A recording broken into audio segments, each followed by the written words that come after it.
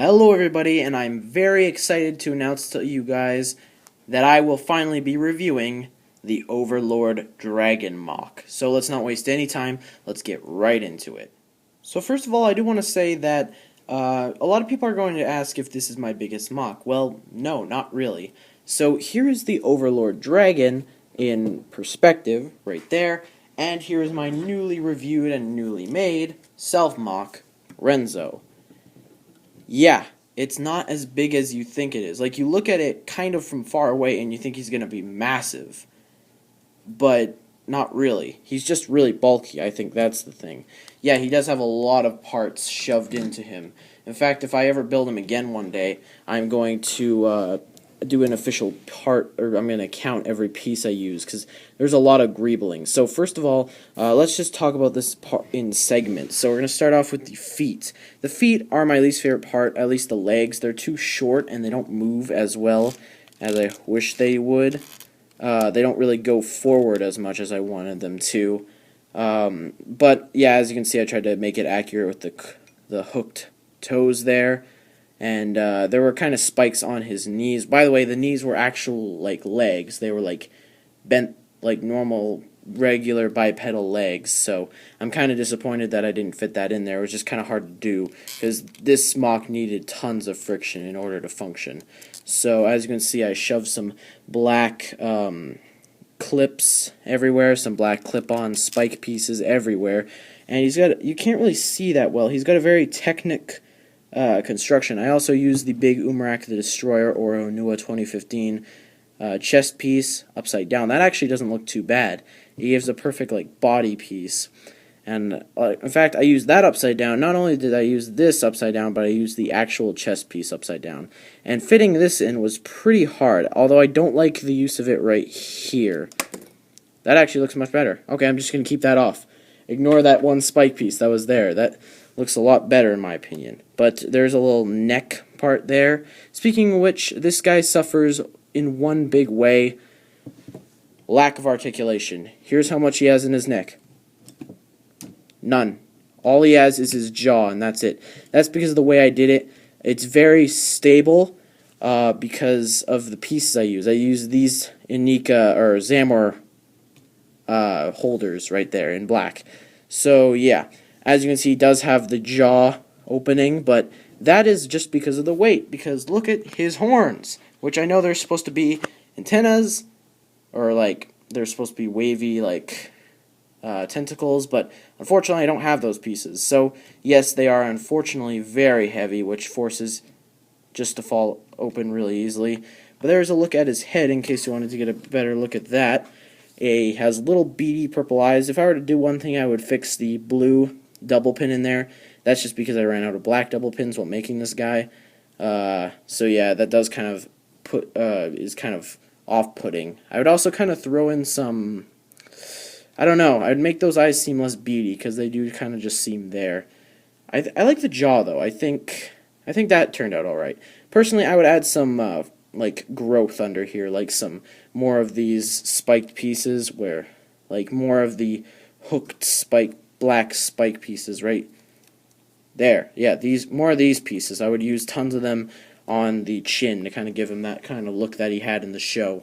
So he does have a longer neck than he does in the show, but I think I made that intentional because this was mostly based off of the Overlord Dragon, but it had a lot of reference to the Great Devourer too, especially with the head. I kind of aimed for a more Great Devourer look, especially with the long neck. So yeah, there's a look at that. Unfortunately, that is incredibly, it falls off incredibly easily. Yeah, just like that. It pops off incredibly easily. So that's one problem. And yes, parts do fall off very easily with this mock. Here, let's take a look at the wings. They're very simple. The wings also pop off from time to time. Again, yeah, very simple. I just used these antenna pieces, and I ran out of these horn pieces, so I had to convert to the Scorpio, sort of more bonish looking thing. And yes, he does have little fingers up here. It's not the best because he can't really move his hand, so it's just kind of stuck like that. Sorry about that, we had a little bit of a technical difficulty there. But anyways, the wings are incredibly simple. They're just meant to be simple. They're just meant to be skeletal like they are in the show. And yes, I know in the show he actually has wings Fortunately, I don't have cloth, and I'm not going to use cloth, so sorry about that. Okay, here we're getting to my least favorite part, the side and the back. So, okay, here we go. I'm not a big fan of this. First of all, red axles, clear as day, they're just sticking right out.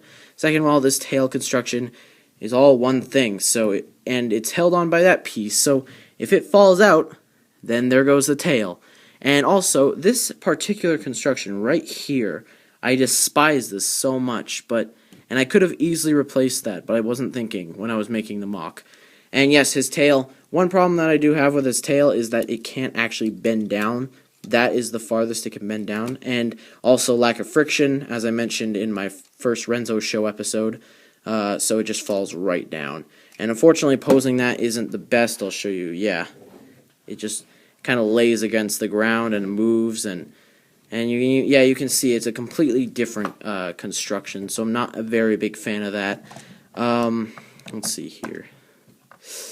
I do like the use of the wing pieces here. They kind of add a little bit more flow. I use the Batman wing pieces, and they add more flow to the tail, so I like that. It's very dragon-like. And, there's a little look at the inside of the construction if you wanted to see it, but that's really it. So I think I'm going to give you... No, that's pretty much it. Okay, yeah, never mind. One more problem. I had a problem kind of filling in this whole rib cage motif with that piece because I ran out of them. And I did use one of them, if you can't tell. It's way in there. Yeah, it's too dark. You can't even tell. But I used one of them way down in there, but it's backwards. And that's just because it helps hold everything together. And, this is my least favorite part. This right here is too round. It just doesn't fit the aesthetic of the mock. So, yeah, there's a lot of things that I would personally do myself. I would go back and revamp this mock like crazy. But, alas, it is time to say goodbye. Now, I absolutely love this mock. It was a fun experiment to see what I could do. I wanted to recreate the Ninjago dragon from basically nothing. LEGO never gave us an official set, which is incredibly disappointing, so I made my own version, with the pieces I love using the most. Alas, it is time to say goodbye, because I do not have any more parts because of this guy. He literally sucked up every part that I can use to be useful. So, unfortunately, he does have to go. Now, I will be posting him to the TTV message boards, and hopefully one day he'll be picked up on the actual show. I doubt it, but knowing them, they love Ninjago, so maybe it'll pique their interest. I have no idea. Probably won't get a good review, even if it does get picked up. I'm not looking for a good review, but, So, yeah, that's really all I have to say. I hope you guys enjoy this video. This mock was, long. This was a long time into the making. And I know, 2 mock videos today. That's pretty good. But I had to review my self-mock, and I had to review my Overlord dragon. But, either way, I hope you guys enjoyed this mock, and I'm sorry I have to take it apart, but I can't do bricklink orders because I'm poor right now, and, frankly, there's just too many valuable pieces in this guy alone. Plus, I wasn't really planning to keep him together forever.